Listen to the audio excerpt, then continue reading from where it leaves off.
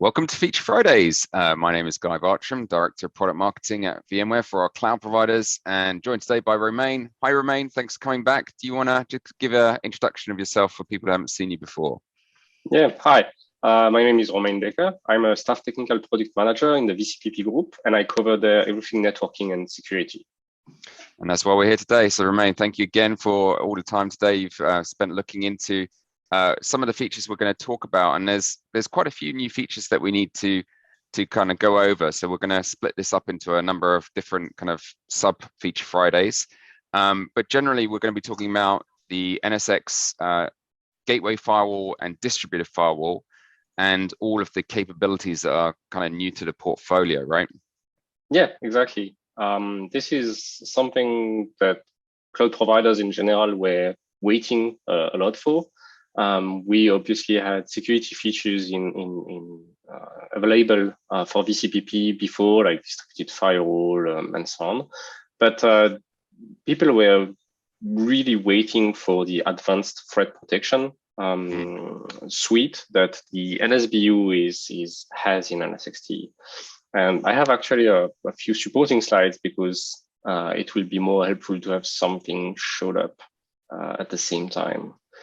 So Let me share my screen.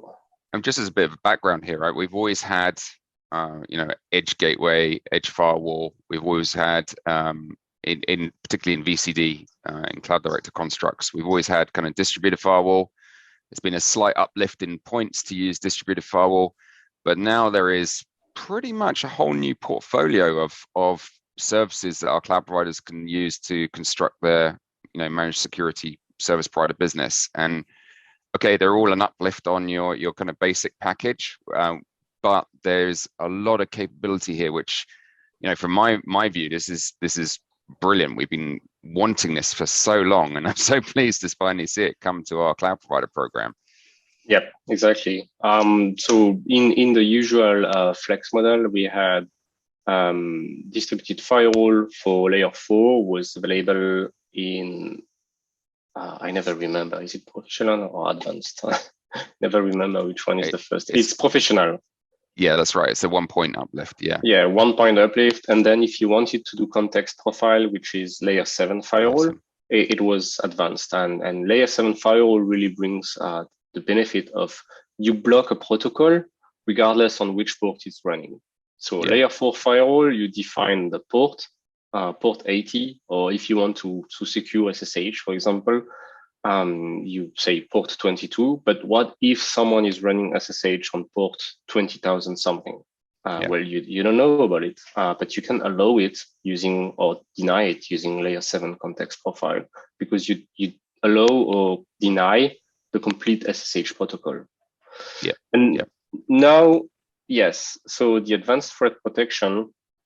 So I will use this slide that people may have seen, which is like the NSX security suite advertised by the NASBG. So it's the Network and Security Business Group. I'm still with the NSBU, the old name for the business unit.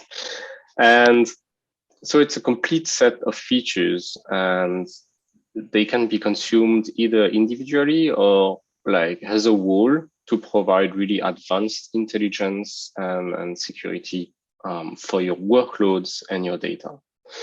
And really what's interested us today is the advanced threat protection and a bit of app flow discovery and rule recommendation, plus NDR, which is network detection and response. Yeah. So what's new for VCPP? And Romain, what if you're looking at this portfolio, can you just talk about quickly what is available as a cloud director kind of provider versus what would have to be a managed service or a private cloud offering? Yeah, so distributed firewall is available in DCD using data center groups. Layer 4, layer 7, you can use static security groups. You can use dynamic security groups based on VM names. Based on dynamics, based on security tags. You can use gateway firewall since day one. Gateway firewall is even in the DC base, so it's in the core offering. Now I'm working on providing guidance to have the remaining features as managed service. This guidance should be available during the summer. I hope to release them quite soon. And we are exploring how to expose some, if not all, those features in VCD. But because NSX-T is not multi-tenant, we have to see how to do this. Yeah. And that's currently under technical feasibility exploration. Yeah. So this is really interesting. I mean, from my perspective, distributed firewall, which has been around a long time, we introduced two very cool new capabilities. I think it may have been earlier this year, the last release of VCD, dynamic distributed firewall policies, which is, as you said, uses tagging, naming conventions, and other kind of attributes of the workloads. And this is really important for cloud providers and customers because data doesn't stay still. Clouds don't stay still. They're going to be spinning up workloads left, right, and center, moving them around. And those dynamic firewall policies stay with the workload as they move. If you provision new workloads, they automatically get the policy which they match to. So that's kind of, for me, that's the baseline. That should be your kind of standard security posture, which is gateway firewall north-south, east-west with distributed, and using things like dynamic policies. And if you want to go the extra way, that layer 7 context-aware firewall policies as well. Now, building on this, most service providers to date have had physical appliances or virtual appliances delivering the rest of the stack that we've got on the screen here. So this is a really nice offering, I think, for cloud providers to start standardizing on NSX-T, remove all the need for all of the hardware-based appliances that they've been using today, and achieve a common operational model for their infrastructure and their kind of security services which surround and protect that infrastructure. Yeah, exactly. And it's not mentioned here, but IDPS.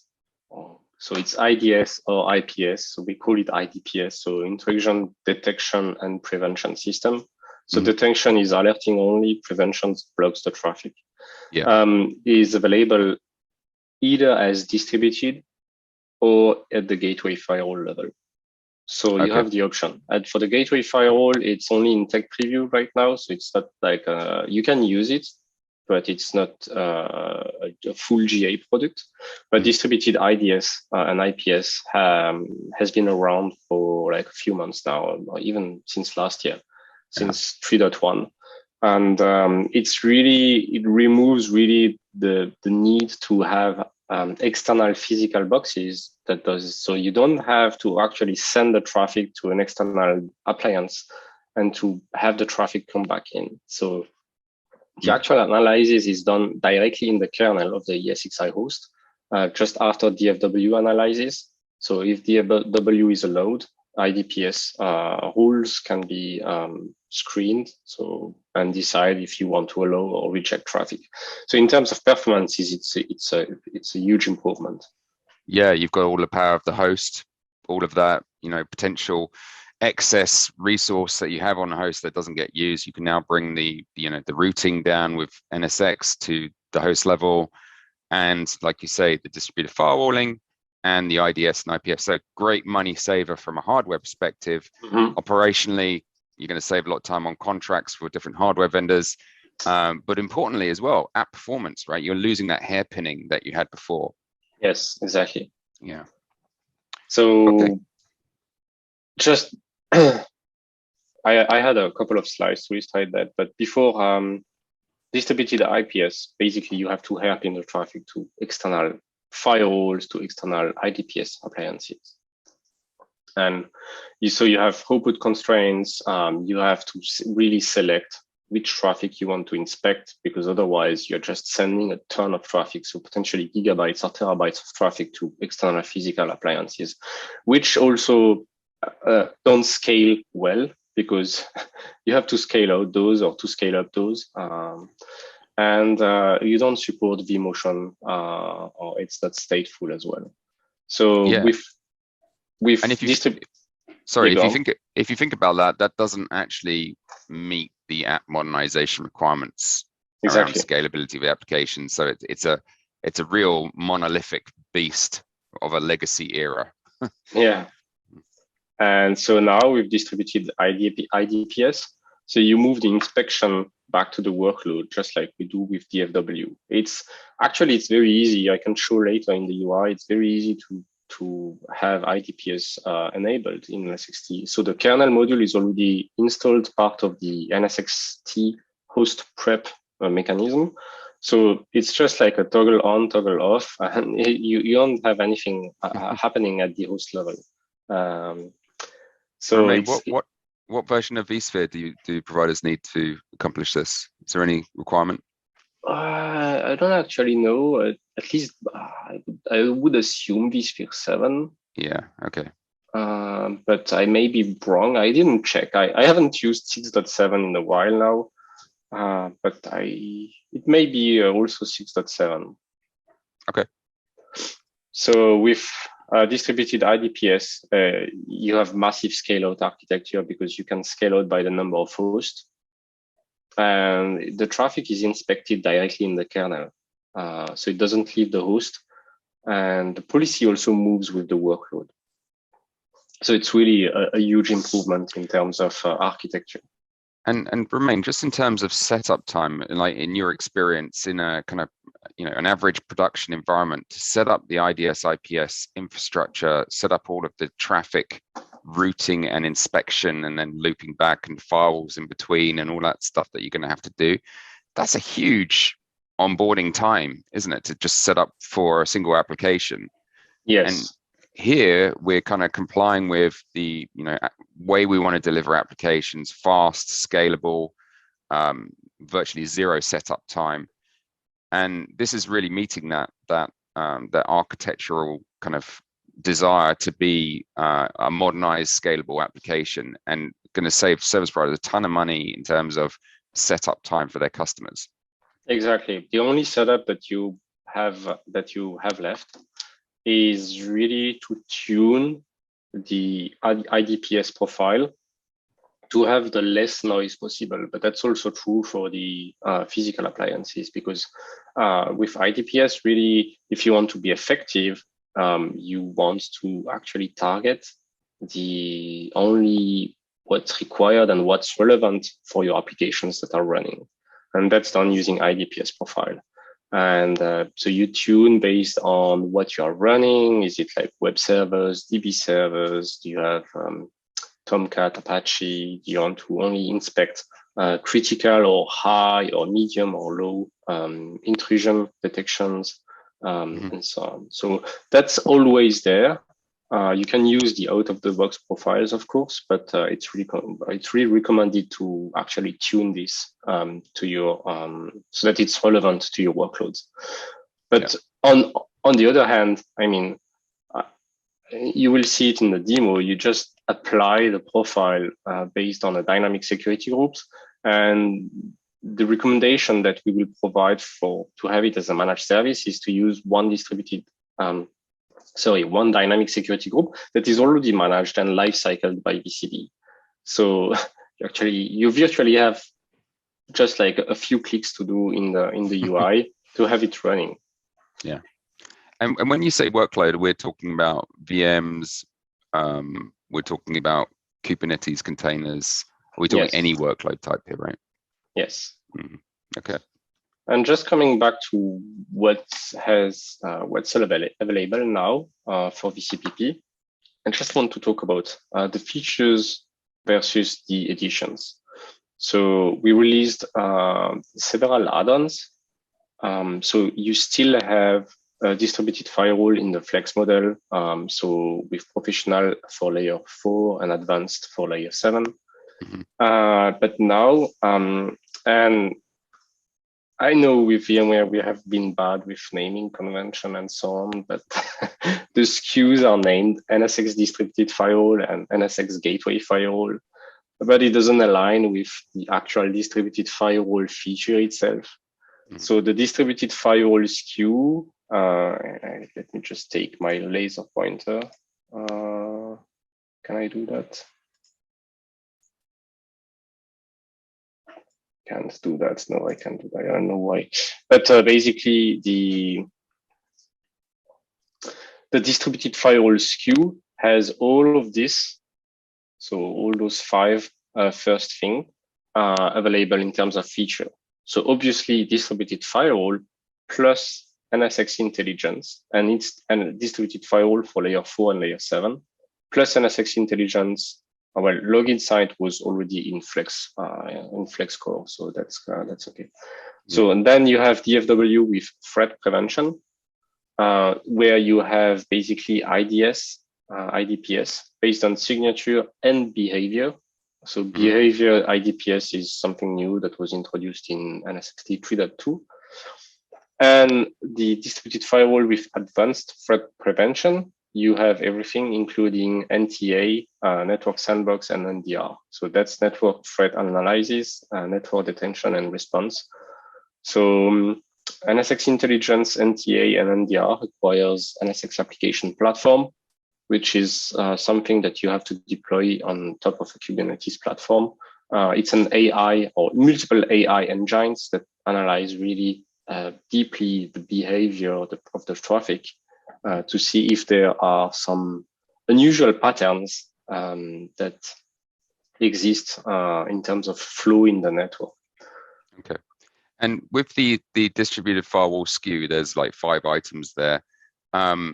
You're in that SKU, you're getting all of those regardless of whether you use it or not. Yes. Is that right? Yeah. Okay. Yes. And just quickly, the gateway firewall is almost the same. Just take a note that the gateway firewall with ATP, so with advanced threat prevention, is not available yet today, but will be very soon. Okay. And in terms of pricing, so those are the packages. So in terms of distributed firewall, so it's 2.5 additional points per gigabyte of RAM, which is some savings if you were using layer 7 firewall in the Flex model, because you get here layer 7 firewall plus a network intelligence. Yeah. And you're sparing half a point per gigabyte of RAM. And the one that is, I think, the most interesting one is the middle one with threat prevention to have distributed IDPS. And then we have different packages for gateway firewall, depending if you have it for bare metal deployments, per VM deployments, and the first one is for, I think, VCF, if I remember correctly. Romain, just sorry, just to, I get confused easily, so I'm going to ask the awkward question here. We had Edge Gateway for forever in VCD. How is this gateway firewall different from the Edge Gateway firewall? And yeah, that rejoins my comment from before. So the gateway firewall is at the same time the name of the feature and the name of this new package that doesn't align at 100% to the feature.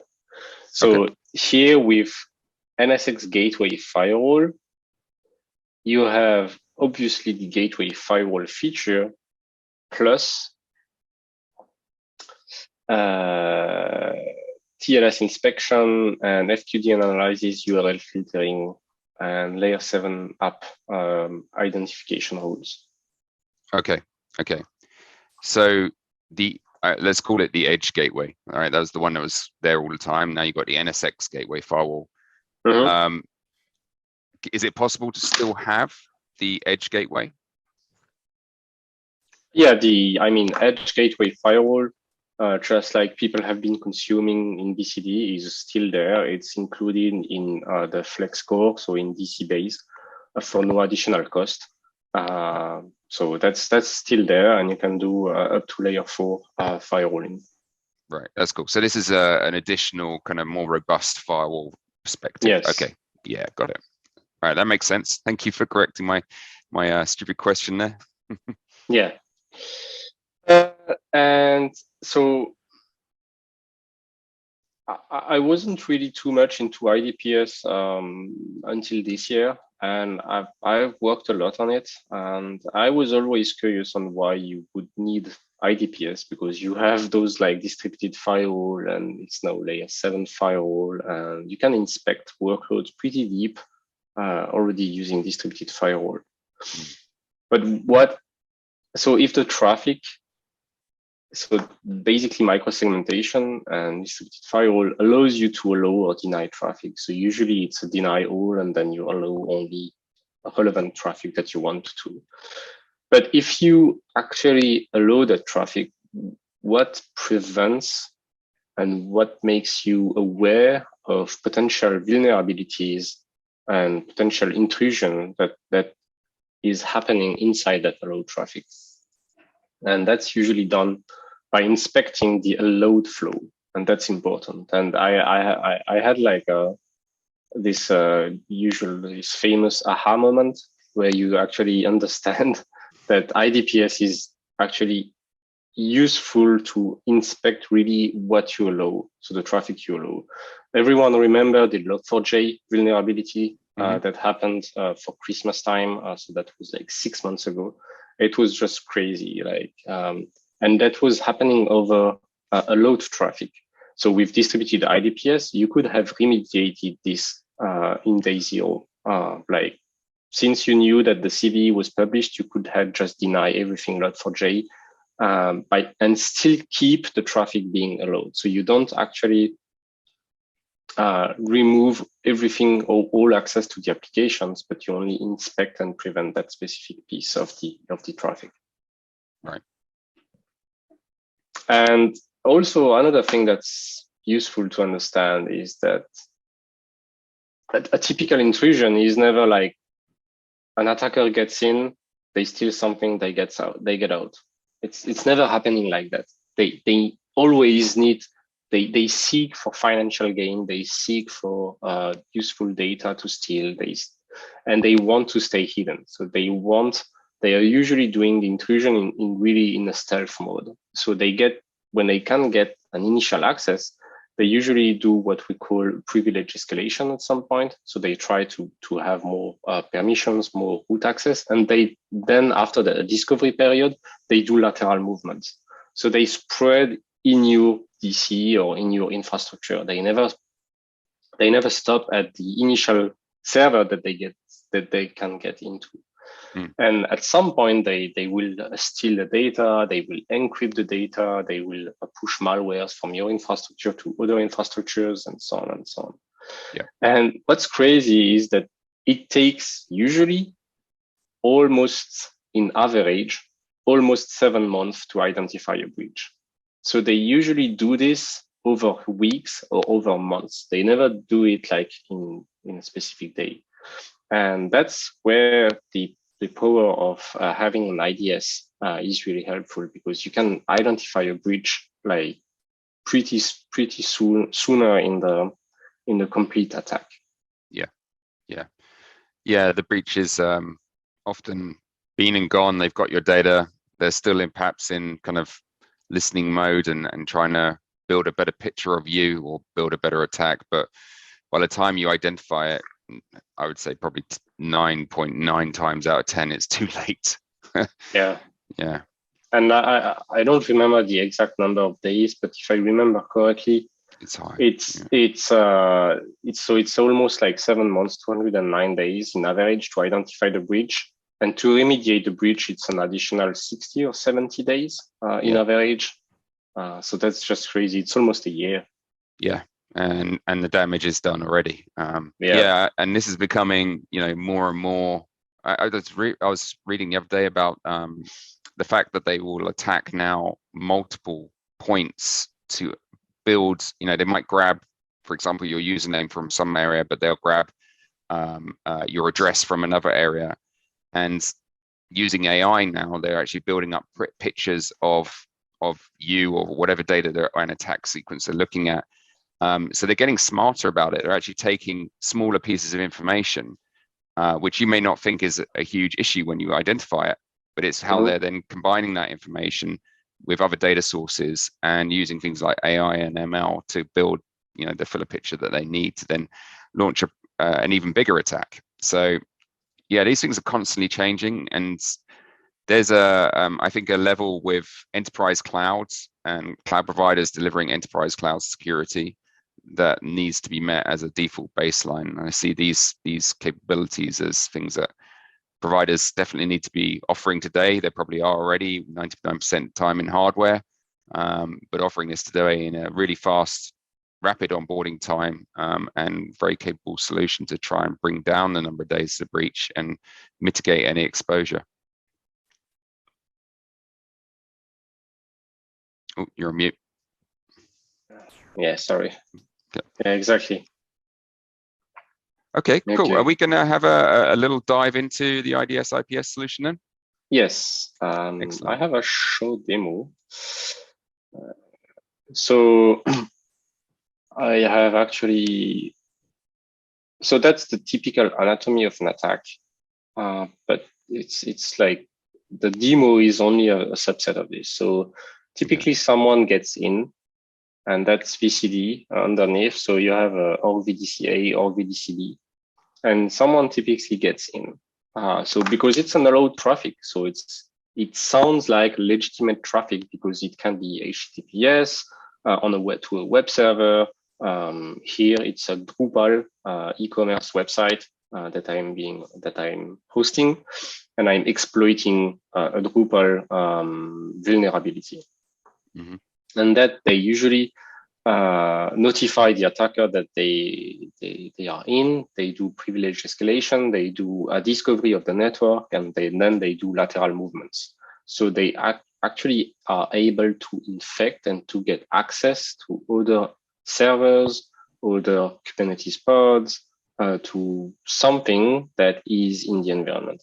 And even regardless, if you can see this DB server is actually on an isolated network that is only accessible to the app server.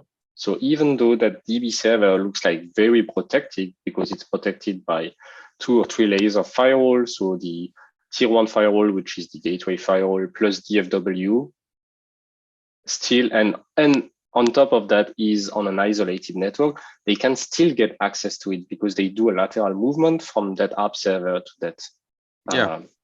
And here it's a CouchDB database and also has a vulnerability, and they are able to access it. Yeah, and then they'll find it. Yeah, and then they exfiltrate data. If you're lucky, if you're unlucky, they exfiltrate. Plus, they encrypt the data, so that's ransomware. So you're required to pay to get your data back. Yes, and my demo actually is only like this. So I'm only showing the first piece because in my lab I was not able to complete, but it's always already pretty impressive to see how they can get access. Let me just okay, it's here. So that's VCD. Okay. Yep. So in VCD, I think this is Cyberdin. So I have 2 org VDCs that participate in a DC group. I have an online store that has 1 Drupal machine, which is running on a routed org VDC, and everything is in a data center group. So in my data center group, it's pretty simple in terms of deployment. I can have gateway firewall that allows HTTPS, distributed firewall that allows HTTPS. In terms of configuration in NSX, I just enabled distributed IDPS for my underlying vSphere cluster. So IDPS, so here is my underlying cluster, and this is the toggle I was referring. You just toggle, toggle on, toggle off. I love it, love it. That's brilliant. And you're done. By default, auto update is not selected. That's NSX-T 3.1 because I'm running this in a VCF environment. So it's VCD on top of VCF, and VCF will support NSX 3.2 only in a month from now. But it's the same for NSX 3.2. Interestingly, in NSX-T 3.2, in the latest version, the auto update VMware, so the updates and the signatures is pushed by a SaaS cloud hosted by VMware that collects like the CVE, that has some AI engines that combine everything from different providers, including Lastline, the Lastline acquisition that we did a few years back. And the auto update is happening every 20 minutes, and it can be even shorter than that if there is a day zero exploit known. Romain, is that a push or a pull from the on-prem? Good question. It's a pull. Yeah, that's great. That's fine. It's a pull. And you can upload manually the IDPS signature if you are in an air-gapped environment. Okay, cool. But so that's for more critical environment. But usually if it's air-gapped, you don't have internet access to the environment. So okay. And just in terms of the coverage there, so you're turning it on for a vCenter cluster. So yes. How then does that kind of impact the charging that you're going to see? It's not going to take the whole VRAM in the cluster and charge it. It's only going to be using, is it, because obviously it needs to listen to all of the network traffic happening in those networks. Would it then be you're paying the whatever it is per gigabyte RAM for just those VMs, or is it going to turn it on for the whole cluster? Do you know? Good question. As far as I know, and I will put my dumb hat here. I didn't check, but the PERG is saying that it's additional for gigabytes of RAM for VMs running the feature. And as you apply an IDPS rule it's applied to a set of VMs. Oh, okay. So there you go. Yeah, it is the VM gigabyte then. That's fine. And so the next step is to create a profile. So by default, there is an IDPS profile that exists. So the profile really is, so that's the default one. I created a new one. So the profile is basically you select the profile to apply to relevant traffic so that it's the most relevant to your workloads and to your servers. And so you define which intrusion severities you want. I can remove medium, which kind of attack, if it's XSS, Trojan, web application, shellcode, denial of service, and so on. The attack target, if that's VDI servers, web servers, IoT. The products affected, you can even list by name of products. You can say, we talked about Log4j, so you can say Apache, Log4j, you pick this one, and you're done. Plus, if you want specific CVSS here, ranges, and you can also define specific. You can override the signature, the complete signature actions. So those are the actions that the signature that you receive, that the IDPS module receive. And you can say that I want this one to be actually a drop because I know that for my environment, it's better. I want to disable a specific one and so on. Right. And then the next step is to apply. So I created, and that's very similar to DFW. So you have source, destination. I said any service. I apply my VCD, my VCPP IDPS profile, and I apply this to this DC group. So that's a DC group that is automatically created and lifecycled by VCD.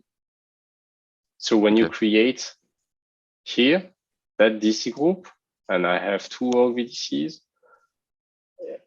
So the VCD is actually maintaining a dynamic security group in the backend in NSX-T.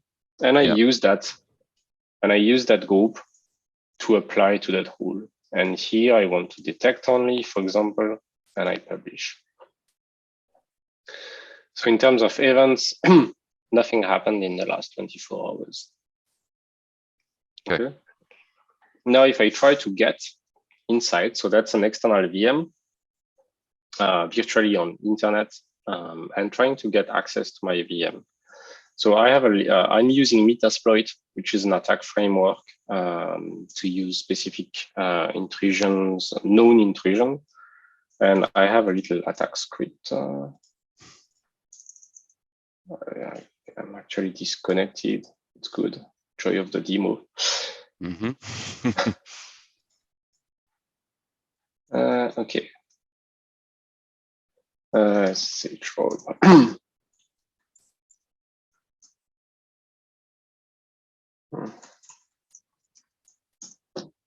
Okay. I have. So now you're on a remote Yes. VM trying to tack into your application group. Yeah. Okay. Yeah. So I just built a small script that used the Metasploit framework.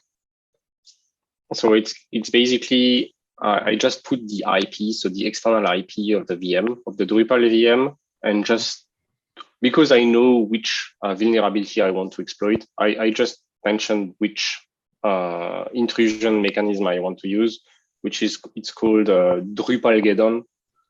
It's for previous versions or old versions of Drupal, and you were able to exploit something in the PHP code to be able to get in. Okay. So here it opened one session to the actual to the VM. So now technically I'm inside the VM. So I can say ls. So that's the actual. So those are the actual files of the Drupal VM that are hosted. So I can see it's var vvv.html, which is a usual Apache 2 base directory. Yeah. And I can basically download a secret. I can, oh, and I forgot to show the actual website. It's, where is it? It's 172. Yes, it's this website. Okay. And I can do a sysinfo. I can do a PS, so I can see what's running inside the VM. So I'm literally inside the VM right now. So it used the PHP vulnerability from Drupal, got access, a privilege escalation inside the VM, got access. Now I can do anything. So I don't remember the command on top of my head, but I can download. So I can basically download. So that can be like potentially some secrets list that you have on some DB that you have that is really important for you. So the attacker just downloaded the DB. They can, what they can also do is modify a file or upload. I created a small file. So I uploaded owned.html. So now if I type owned.html. So I just changed the website. So, so what's happening? So the IDPS, if you remember, was in detect only mode. And if I refresh here, I now have intrusions attempts where I have two actual intrusions because one is exploiting Drupal to get access to PHP, and then PHP gets access to the VM itself. To the shell, yeah. Yeah, and so you have those lies, and this is changing a bit, like how it's represented is changing a bit in NSX-T 3.2, but it's not that different. So my external client, so that's my rogue VM, gets access to my server VM, which is Drupal. I can see that the attack type is web server using HTTP, which was an allowed traffic because it sounded like legitimate. The product affected is Drupal, and I can actually check the CVE directly that was used. Cool. So Drupal versions before, and so on and so on. Execute arbitrary code, and yes. So that's a known CVE that is hosted on cve.mitr.org. And then I have the critical one. And so now you have two options. So you remember the average number of days to known about an intrusion, 209 days, which is very close to 7 months. Well, now you can be alerted in day one of the alert, or actually in day 0 even of the intrusion. Then you can, depending on what they got access to, you can remediate the vulnerability. You can. So I know some companies also just let them to know exactly what they want to extract in terms of information. Or you can also like a honeypot, right? Yes, and you can also change that to detect and prevent, and then the actual traffic will not be permitted anymore. So the intrusion, so the IDPS module or engine will detect that in the allowed traffic, HTTP allowed traffic, someone is trying to use that specific Drupal-Geddon vulnerability, that specific CVE, and it will drop the traffic. Okay. But it will keep the legitimate traffic, so other people actually accessing the website. Yeah. So it's going to be kind of detecting where the traffic's coming from, and is that going to be then just blocking that IP, or is that going to be doing something different? Just the flow. Just the flow. Yeah. Okay. All right. That's awesome. Yeah. That's really. Yeah. I mean, from just demoing it now, I can see that it's like so easy to turn on. Incredibly. I mean, you're inheriting all of the kind of knowledge that's been learned about all of the attacks straight away. Easy to apply to your customer applications and really get closer to your customer. And yeah, I mean, wow, just keeping everything up and running securely and negating that 290 odd days. Yeah. That's incredible. Yes. And you can have your regular distributed firewall rules on top of that. And I didn't show lateral movements here because it's a bit long to deploy in the lab. But I will record a demo that we may post on YouTube for the complete A to Z demo, including lateral movements and so on with VCD. And it's pretty crazy also because here it's just the half part. Because you get access to that initial VM, but then you also have access to like other VMs. You can do lateral movements. And straight away, the moment you have access, any sort of shell access to the VM, if it's Unix based, then you're going to be broadcasting all over that network, looking for free ports and taking advantage of the applications that are kind of listening. So that's brilliant. So if you were to kind of layer on top then things like network intelligence, you did say that you needed some additional appliances. Was that right, for network intelligence? Yes. So let me show. So it's different. Let me actually show NSX-T 3.2. If I can find, yes, it's here.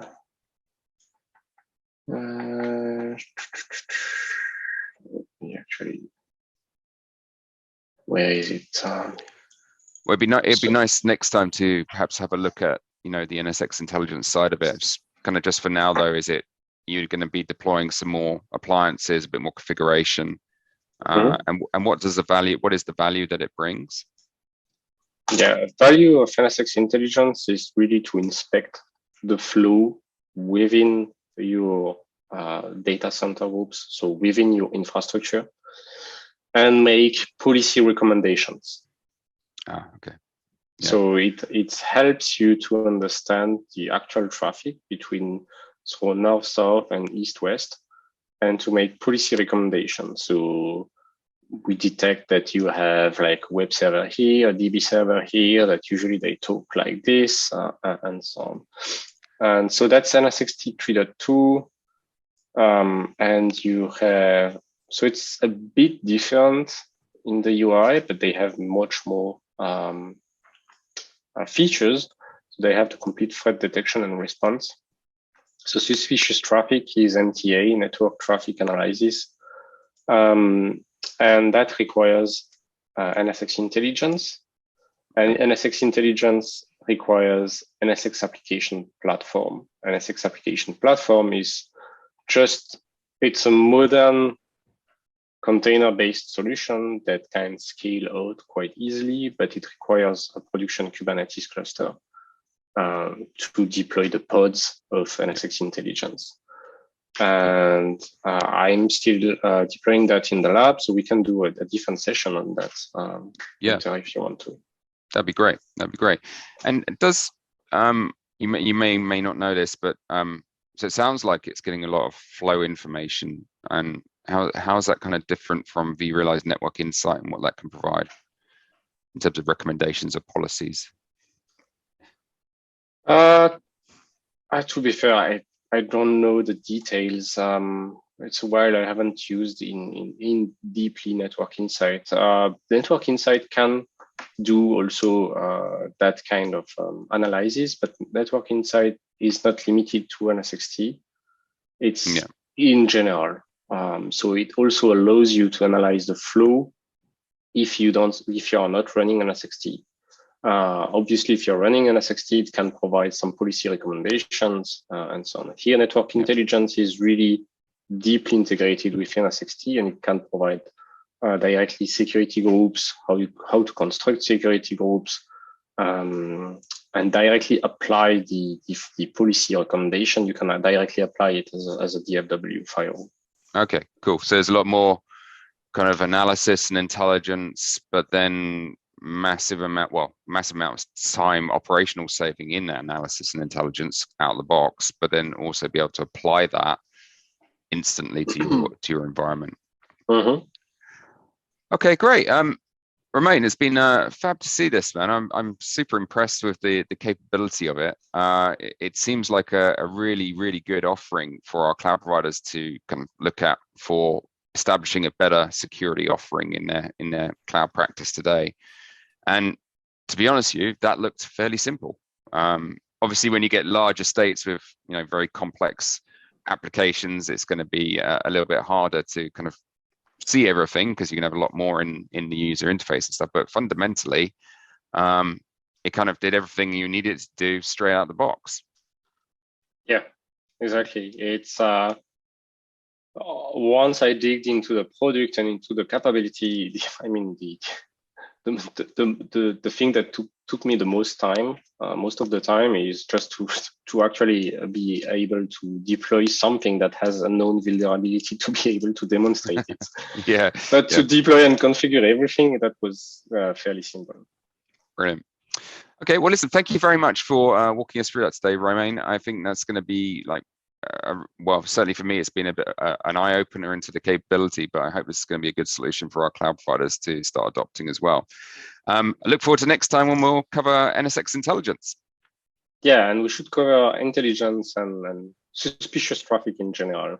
So NE, NA, and NDR. Excellent. Thanks a lot, Romain. Thanks. Bye. Bye.